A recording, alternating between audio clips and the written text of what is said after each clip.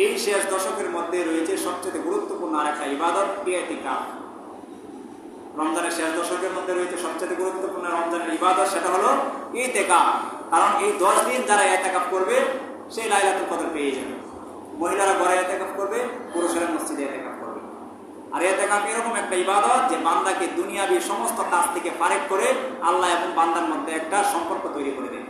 আপনি মসজিদে থাকবেন, মসজিদে ঘুমাবেন, মসজিদে খাবেন, সবকিছু আপনার মসজিদে। তার মানে আপনি আল্লাহর ঘরের মেহমান। আর আল্লাহর ঘরের মেহমান যখন হয়ে গেলেন, তখন আল্লাহ হয়ে গেলেন মেজবান। মেহমান আর মেজবানের মধ্যে একটা অনেক মহব্বতের সম্পর্ক তৈরি হয়ে যায়। সুতরাং যারা লাইলাতুল কদর পেতে চান তাদের জন্য সবচাইতে গুরুত্বপূর্ণ ইবাদত হলো শেষ দশকের 10টা দিন ইতিকাফের মধ্যে কাটিয়ে দেওয়া। কারণ এই ইতিকাফের অনেক গুরুত্ব, অনেক ফজিলত, অনেক তাৎপর্য রয়েছে। এক হাদিসের বর্ণনার মধ্যে এসেছে, বুখারী শরীফের 813 নম্বর হাদিসের মধ্যে আবু সাঈদ খুদরী রাদিয়াল্লাহু তাআলা আনহু বলেন যে নবী আলাইহিস সালাতু ওয়াস সালাম এক রমজানে সারা রমজান মাসে ইতিকাফ করেছেন। 30 দিনে উনি ইতিকাফে কাটিয়ে দিয়েছেন। সুবহানাল্লাহ। আরেকটা হাদিসের বর্ণনা বুখারী শরীফের 2024 নম্বর হাদিস, আম্মা জানা আয়েশা রাদিয়াল্লাহু তাআলা আনহা বলেন কানা রাসূলুল্লাহ সাল্লাল্লাহু আলাইহি ওয়াসাল্লাম ইযা দাখালাল আশরু শাদ্দা মিযরা ওয়া আহইয়া লাইলা ওয়া আইকাযা আহলা। নবী আলাইহিস সালাতু ওয়াস সালামের স্ত্রী আম্মা জানা আয়েশা বলেন যখন শেষ দশক এসে যেত, রমজানের শেষ দশক 20 থেকে নিয়ে 30 পর্যন্ত এই দশকটা যখন এসে যেত, তখন নবীজি কি করতেন? শাদ্দা মিযরা, উনি ওনার কোমরের কাপড়কে টাইট করে বাঁধতেন। গ্রামের কৃষকরা যখন কাজ করে জমিতে গামছাটাকে টাইট করে বাঁধেন, তাহলে কোমরটা পাতলা লাগে, ধান লাগাইতে, র লাগাইতে, আলু লাগাইতে, বাদাম লাগাইতে সহজ হয়, কাজ করতে অনেক শক্তি পায় শরীরের মধ্যে। তো নবীজিও ঠিক এরকম কাজ করতেন। যখন এই শেষ দশক এসে যেত, উনি ওনার কোমরের কাপড়কে টাইট করে বাঁধতেন, অর্থাৎ ইবাদতের প্রতি উনি মনোযোগী হয়ে যেতেন। এরপরে কি করতেন? ওয়া আহিয়া লাইলা, এবং রাত্রি জাগরণ করতেন। ওয়া আইকাযা আহলা, এবং তিনি একা একা রাত্রি জাগরণ করতেন না, ওনার পরিবারের অন্যান্য সদস্যদেরকে উনি ঘুম থেকে জাগিয়ে দিতেন যেন ইবাদতের মধ্যে তারা মশগুল হয়ে যায়। সুবহানাল্লাহ।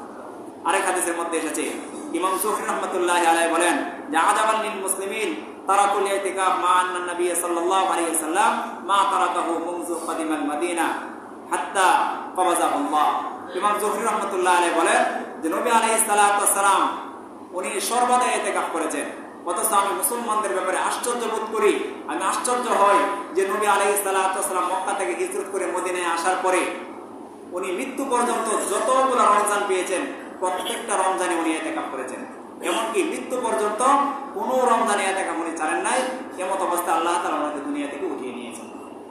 অর্থাৎ ইতিকাফের গুরুত্ব বোঝাতে গিয়ে নবীজি বলেছেন যে রমজানের শেষ দশকের কোনো গুরুত্ব দাও এবং শেষ দশকের মধ্যে তোমরা ইতিকাফের মধ্যে তোমাদের সময়টাকে তোমরা অতিবাহিত করো। ঠিক তদ্রুপ আরেক হাদিসের মধ্যে নবীজি বলেন কানা ইয়াতাকিফুল আশরাল আওয়াখিরা মিন রমাদান হাত্তা কবাযাহুল্লাহ। বুখারী শরীফের 2026 নম্বর হাদিসের বর্ণনা নবীজি বলেন যে আল্লাহ নবী সাল্লাল্লাহু আলাইহি ওয়াসাল্লাম শেষ দশকের প্রতিটা দিন উনি ইতিকাফের মধ্যে কাটিয়ে দিয়েছেন। এমনকি মৃত্যু পর্যন্ত প্রতিটা রমজানে উনি সেই ইতিকাফের মধ্যে কাটিয়েছেন, যতক্ষণ পর্যন্ত আল্লাহ তাআলা ওনার মৃত্যু দেন নাই। মৃত্যুর পূর্ব পর্যন্ত যতগুলো রমজান নবীজি পেয়েছেন প্রত্যেকটা রমজানে উনি ইতিকাফ করেছেন শেষ দশকের মধ্যে। এবং নবী আলাইহিস সালাতু ওয়াস সালাম আরেক হাদিসের মধ্যে বলেন যে প্রতি রমজানে নবীজি 10 দিন ইতিকাফ করতেন, কিন্তু মৃত্যুর পূর্বে, মৃত্যুর আগের বছর নবী আলাইহিস সালাতু ওয়াস সালাম 20 দিন ইতিকাফ করেন।